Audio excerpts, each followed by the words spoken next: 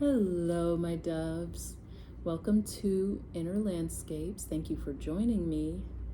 This is going to be the Sagittarius, sun sign in Sagittarius in the second house placement for the month of May 2023. I have started using a new spread that has been working out pretty well, so I'm going to continue to do that, and I will explain the placements for the cards in the spread as we go along. So just a heads up. Let's get into it. What is going on for my lovely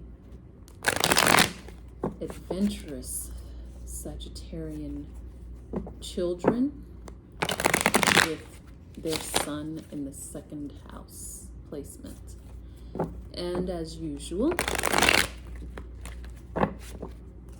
these readings, these intuitive astrological readings are for children with these placements, either that you are raising out in the world, or that you know and are interested in more insight on this child, or it could be your own inner child and you as an adult have these placements and you're just looking for more insight on how to better raise your inner child. So either or is fine. But let's see what's happening with my daring and adventurous, explorative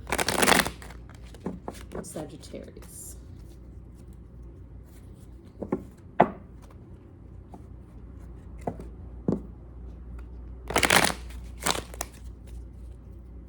What's going on with my Sagittarians for the month of May 2023? Okay, let's go.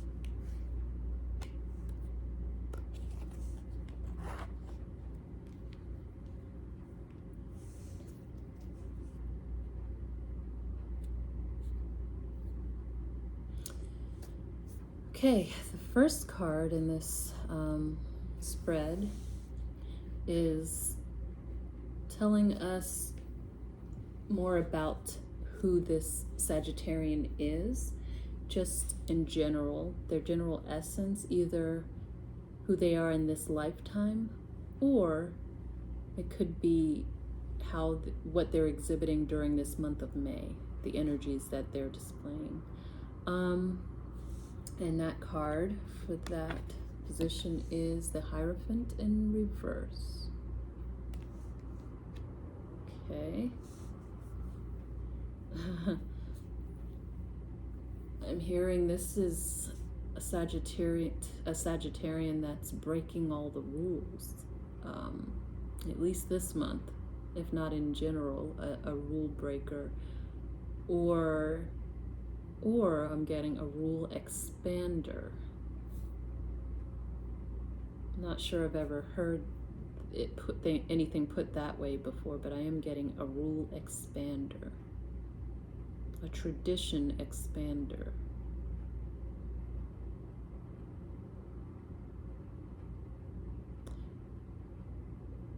It's very interesting, but I think that can really be taken at face value.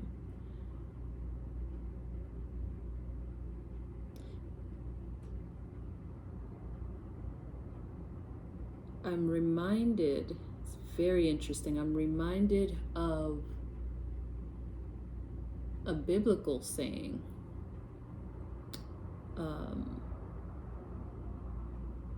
Test your Sunday school skills for all of you Sunday schoolers. out there from childhood or whenever. Um, but the energy I'm getting from this reminds me of the passage that talks about how there was, well, let me backstory this a little bit. The Old Testament was about everything up until Jesus, what happened with God and his people up until Jesus's time. The New Testament is about, Jesus carrying things forward. But there's a passage in there that talks about how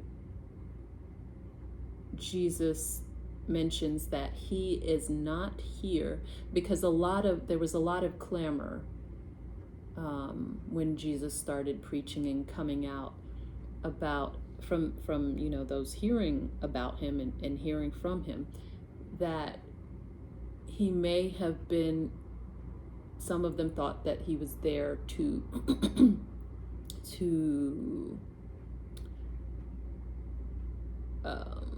I guess break the law. Some thought, he was there to do detrimental things, like the Pharisees, Sadducees, all of that, the Jewish council. Others, like his followers, thought that he was there to fulfill the law that was prophesied about, who they assumed he was. And Jesus mentions that he is here, he's not here to really break or necessarily, well, he is here to fulfill the law from the Old Testament, but he's not here to break the law as some saw. What all of, the commandments and things of that nature that the Jews had been used to up until his arrival on the scene. He said that he was here to essentially expand on the law, on Moses's law. So to fulfill it, but also to expand and expound on it, to broaden it. That's essentially what I'm getting out of the essence of this card. This Sagittarian is here to expand and expound and build upon what was already there.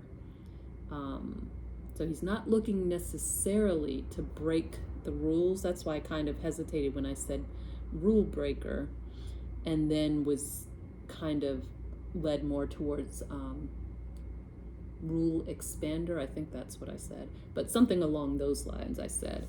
Whereas they're broadening and pushing the boundaries of the rules, not to break them, but to give more room and more understanding and more breadth and depth to what's already there. That's that card. That's a lot coming out of that one card. So, out of the gate, very profound. The next card is telling us what their motivation is, being who they are in this lifetime, what motivates them. And that is the 9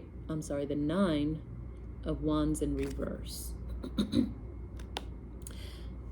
Simply put, they're tired of trying to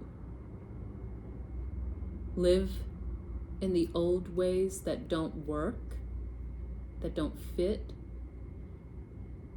that are kind of broken, and trying to make it work. They're just tired, and they've given up on that. So what motivates them is to build anew, to expound and build off of what's already there, not break it down or destroy what's there, but to build better. Annex what they discover out in the world and add it to what's already there. Make it better, make it more utilitarian for everyone. Okay? Now, the next 3 cards are what I like to call the power of 3, or the Trinity, and that's because it relates specifically to certain placements in their astrological natal chart. And the first one of this Trinity, the first placement, shows what can be considered as their south node, the possibility of their south node placement, which tells us where they've been, usually in a previous life, but it can be earlier in this lifetime, what experiences they've already been through, what they've already gathered under their belt, skill-wise from going through those experiences, tool-wise from going through same, that they can actually use those skills and tools anytime in this lifetime that they desire to, because they have them already, paid and bought for. The next card in this series of 3 shows what their karma is in this lifetime that they're working out. Their excuse me, their energies from that they have, the consequences of decisions, previous decisions that they have to work through, live through, work out in this lifetime. And I essentially think of it as their Saturnian placement. Then the third card in the Trinity is what I consider as their north node, their guiding star, what they're heading towards in this lifetime, what they're magnetized or drawn towards, their highest goal or aspiration. And I also look at this north node placement in general as what may be pointing towards their sun sign, what would become their sun sign in their next life. So the example I usually use is if their north node in this lifetime is in, say, Libra, they have a north node in Libra, then that to me points to the great possibility that in their next lifetime that their sun sign will actually be in Libra, because that's where they're heading towards. So moving on, the first card in this Trinity or power of 3, their south node, is the Queen of Wands in reverse. Okay.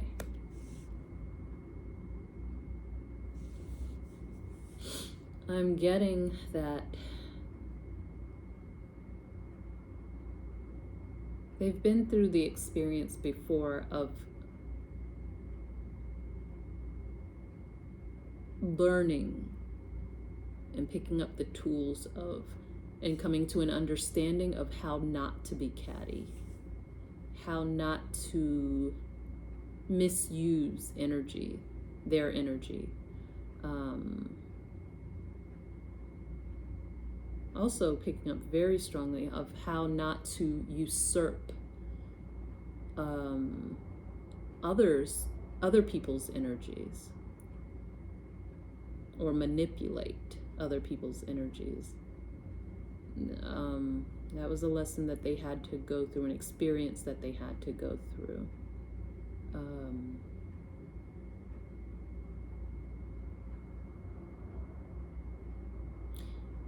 And again, this just indicates that they know how to do what their south node indicates, what experience they've gone through. They know how to maneuver through this scenario of using their energies correctly and wisely. So whether they are doing that or not in this lifetime so far is not indicated here. What is indicated is that they know how to go about this and can do so, choose to do so at any time. But you know, every single one of us, sometimes it takes, we don't always learn everything the first time around. Sometimes it takes repeated scenarios, repeated lessons. We don't always learn and retain what we've learned and become expert at it the first scenario or the first time out of the gate. So that's why I say it doesn't mean that they are an expert necessarily in this now. They could be, but it doesn't mean that they they're acting upon these lessons in this lifetime. They know how to do it, but that doesn't necessarily mean that they are doing it. But yet they could if they choose to, because they've already been there. Hopefully that makes sense. Next, in this series of 3, the second card is the Karma card, and that is the Knight of Cups. And I kind of chuckled to myself when I saw this come out, because it kind of reminds me of someone who's just realizing that they're being watched. Not like they've been caught doing something, but more just like, oh, I have attention or eyes on me, or they're being their rawest self. And you know, sometimes when you're just being your natural self, you are usually at your most at ease, most relaxed, and sometimes you'll do things because you don't think anyone's watching, and then you realize, oh, hold on a second, what if someone's watching? Or they catch someone's eyes and they bring themselves, you know, someone watching them, someone's eyes of one that's watching them, and it kind of snaps them back to, oh, let me button up again. And you know, that's kind of the energy that I'm getting off of this. I have no idea, well, I do know why, but I feel like this young Sagittarian is going about being themselves. I don't know why, but I get that possibly they also talk to themselves. Maybe there are a handful of Sagittarians out there that I'm connecting with that talk to themselves, but it's not in a way that would bring cause for concern, but more they talk to themselves like words of affirmation, words of encouragement, but they do it aloud. And if you weren't really paying attention as a bystander, you would think that they were talking to someone else, but it's them being themselves, and it's the cutest thing, but it's almost like they're caught unawares that someone else is viewing them doing this, and they would not have acted in this manner if they had been aware of their surroundings. So sometimes that's what I get. They're not always necessarily aware of their surroundings.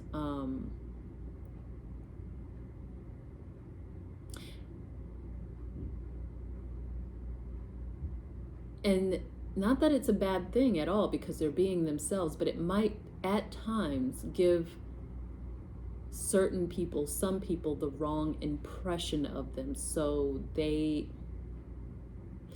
this is about reputation, essentially. They're learning about reputation and working through that kind of karmic energy. It's not a negative energy whatsoever. They're just understanding the cause and effect of what they do and how that plays out. And not that they should never be themselves, but there are times and places to be aware.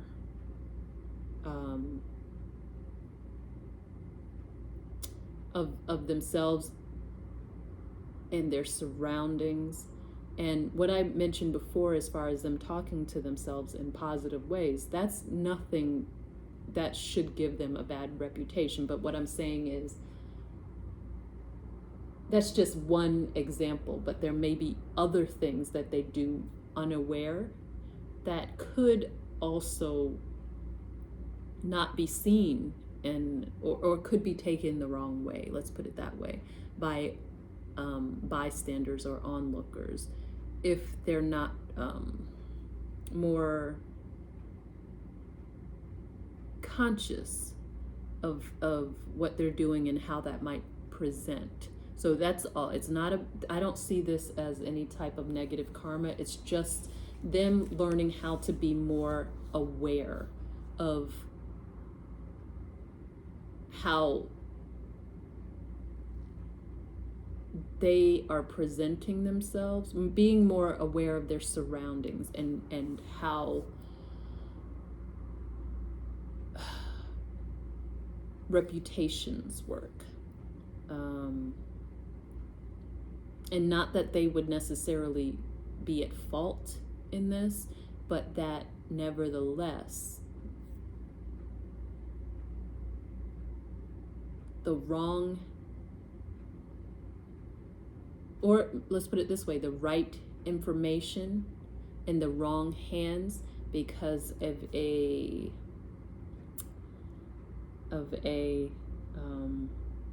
misunderstood situation can lead to all kinds of calamity that could easily be avoided if they were more aware of their surroundings and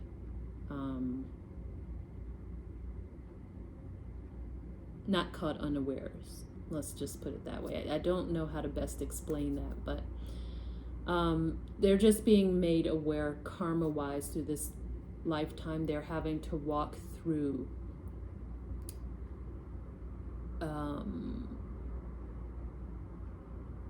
the ins and outs of reputation, of their reputation, and how things can go well and how things can go south as well. That's what I'm getting there. Whew. Each card has so much in it. The last card of this trinity that I mentioned is the North Node, and that is the Ten of Swords.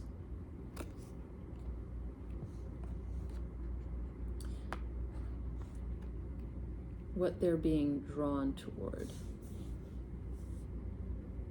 And that is how to properly put, and I think that they're already learning and heavily being drawn towards this North Node, and that's about, it relates to the other previous cards as far as the rule breaking or rule expansion, tradition expansion, how to properly, they're learning how to properly put to bed or put to rest things that don't work on a, possibly on a global, worldly scale, something that will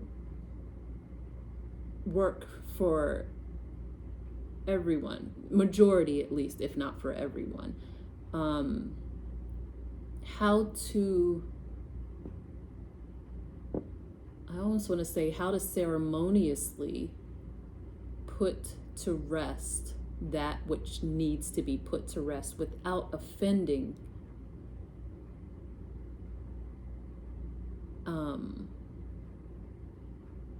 those who hold whatever is being put to rest most dear. I hope that makes sense. They're figuring out and coming to understand and finding out ways to bury what needs to be buried respectfully, so that all can move on to better, bigger and better, broader and better. What works for everyone, not just for the few. So it's essentially teaching them how to be diplomatic. And I wonder if there are a few things. I still get the sense of their Sagittarian energy in this North Node, but I have a feeling that it could also be that their North Node in this lifetime may have something to do with Libra as well. Yeah.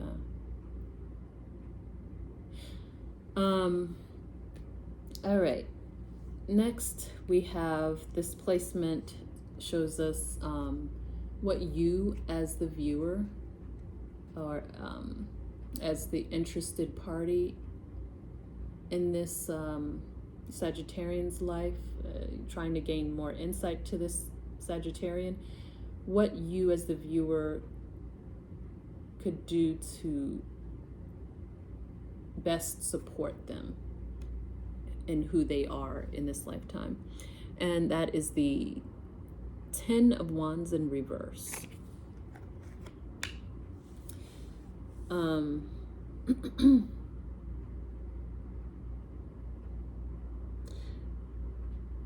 You can best help them by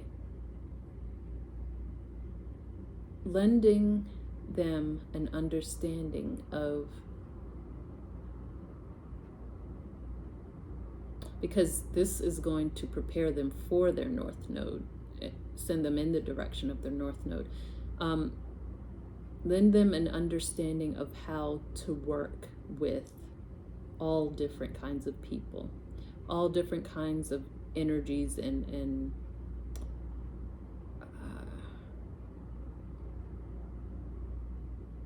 personalities.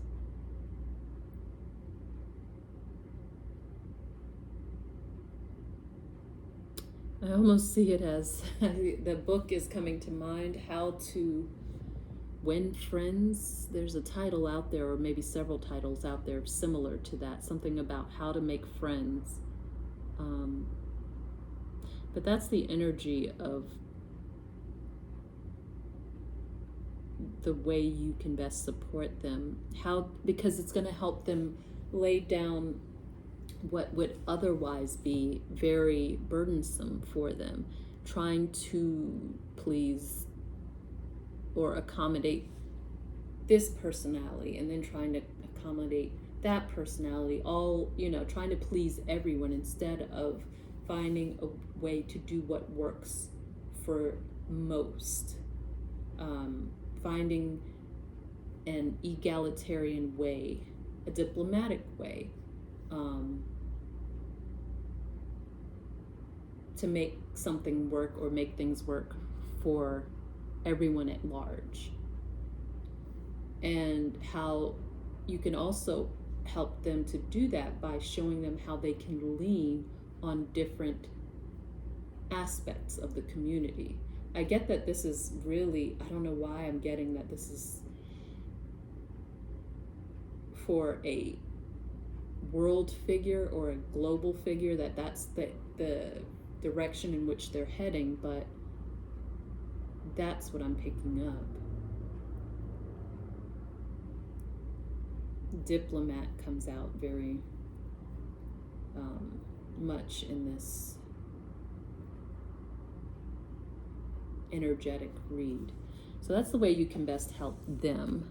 And then final card tells us what they, as the Sagittarian they are in this lifetime, need the most, what their deepest need is in this lifetime, and that is the Nine of Swords in reverse. And this plainly stated is their deepest need is to overcome their fears. And I get the sense that their fears relate to trying to trying to do everything for everyone, and fearing that they'll never conquer that or get their arms around that, figure out how to be the even if it's on a small scale, not a global scale. I still get the energy of a diplomat for whatever their community or environment is. They're worried, they stay worried about how to best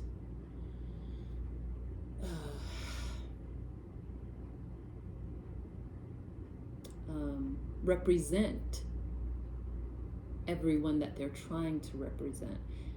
And I think that their deepest need is to understand that they have help in doing this, that it doesn't have to all be on their shoulders, that the key would be to rely on all of these different personalities and areas of the community so that it isn't such a burden on one person to get everything done, to delegate, to make use of all of the tools available to them. So I hope this helps. I hope it all makes sense.